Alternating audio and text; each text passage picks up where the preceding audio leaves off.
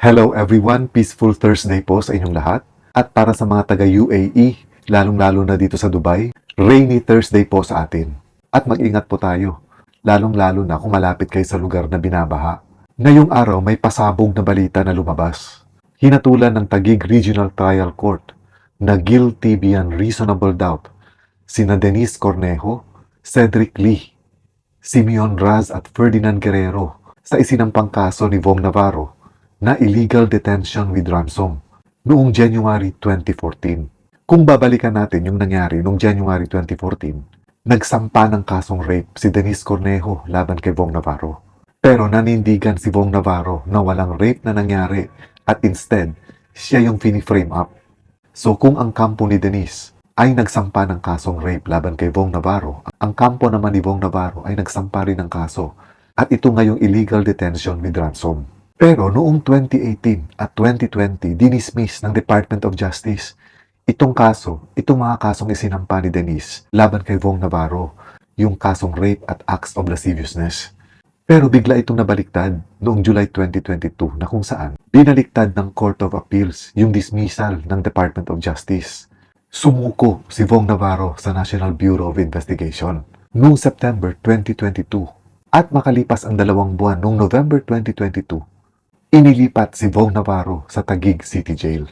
Again, dahil pa rin ito sa kasong isinampa ni Denise na rape and acts of lasciviousness. Isang buwan matapos makulong itong si Vong Navarro, noong November sa Taguig City Jail, nakapag-file naman siya ng bail na 1 million pesos noong January 2023. Dahilan ito para makabalik sa pag-host ng It's Showtime si Vong Navarro. Sa mga nagtatanong kung bakit napagbigyan ang request for bail or piyansa ng kampo ni Vong Navarro sa kasong rape which is supposedly to be non-bailable, ayon kasi sa korte, hindi daw nila nakikitaan ng malakas na mga ebidensya yung kaso na isinampa ni Denise Cornejo laban kay Vong Navarro.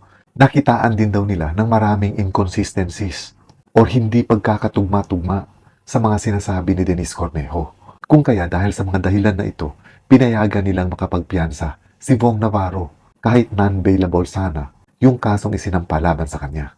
Pagkatapos nito, noong February, napagdesisyonan uli ng Supreme Court na i-dismiss na nga, finally, yung kasong rape at acts of lasciviousness na isinampa ni Denise Cornejo laban kay Vong Navarro. Dahil sa dahilan daw na hindi nila nakitaan or nakukulangan sila dun sa sinasabing hinahanap nila na probable cause sa kaso. Yung probable cause kasi, ito yung tinitingnan ng korte. Kung dapat bang ituloy yung complaint para gawing kaso at dinggin sa korte. So dito, ginagawa ito sa preliminary investigation na kung saan hinahanap ng korte o tinitingnan ng korte kung meron nga bang sapat na dahilan para mangyari yung kaso, para mangyari yung nirereklamo laban sa inaakusahan.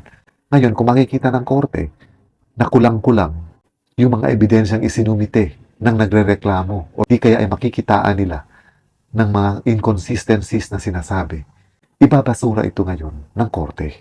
Ito yung tinatawag na dismissal ng complaint. At ito yung nangyari sa kasong isinampa ni Denise Cornejo na rape and acts of lasciviousness laban kay Vong Navarro. So instead, ang nangyari, yung kaso ni Vong Navarro laban kina Denise Cornejo at mga kasamahan niya ay tuloy pa rin. And after 10 years, kasi sinampa ito ni Vong Navarro noong January 2014 pa, pagkatapos nung nangyari.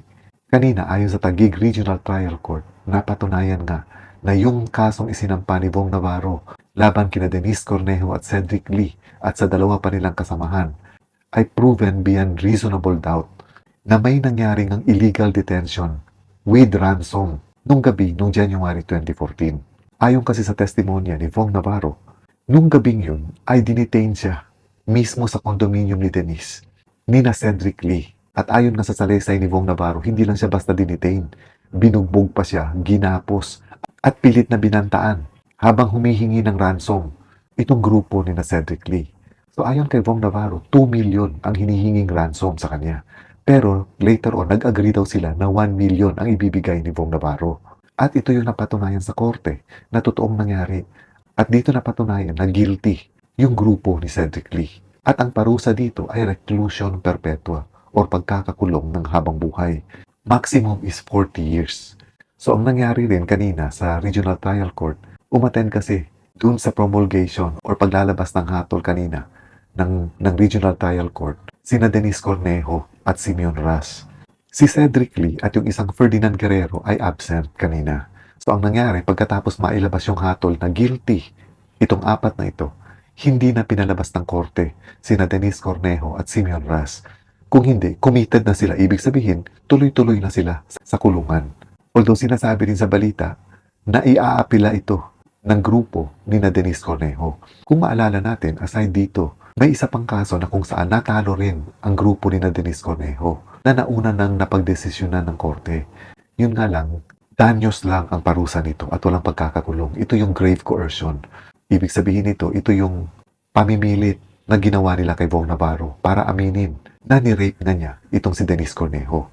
Again, napatunayan din dito sa korte na talagang pinilit lang si Bong Navarro para magbigay ng ganong klaseng salaysay. Matagal din ang itinakbo ng kaso ni Bong Navarro laban kina Denise Cornejo. 10 years. Pero at least kahit papano, ngayon, finally, nalinis din ni Bong Navarro yung pangalan niya at nakuha niya yung hustisyang hinihingi niya. Muntik din kasing masira yung karir dati ni Bong Navarro nung unang pumutok ang balitang ito.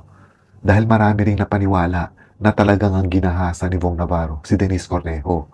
Pero sabi nga natin, the truth will always set us free. At ito yung nangyari kay Bong Navarro. Sa huli, lumakas pa rin yung katotohanan na magpapalaya sa kanya. At sana magiging lesson din ito, lalong-lalo na dun sa mga feeling na pa-victim, na hindi lahat ng oras makakalusot kayo sa batas. Katulad na nangyari nga dito kina Denise Cornejo at Cedric Lee at sa dalawa pa nilang kasamahan. Nahatulan sila ngayon at mabigat yung hatol dahil pagkakakulong ng habang buhay or tinatawag na reclusion perpetua. Once again, magtiwala pa rin tayo sa ating justice system. Hindi sa lahat ng oras nagiging tama ang mali. And this is all for now mga kaibigan. Again, enjoy your Thursday everyone. Ingat po kayo lagi. Amping mo kanunay and God bless.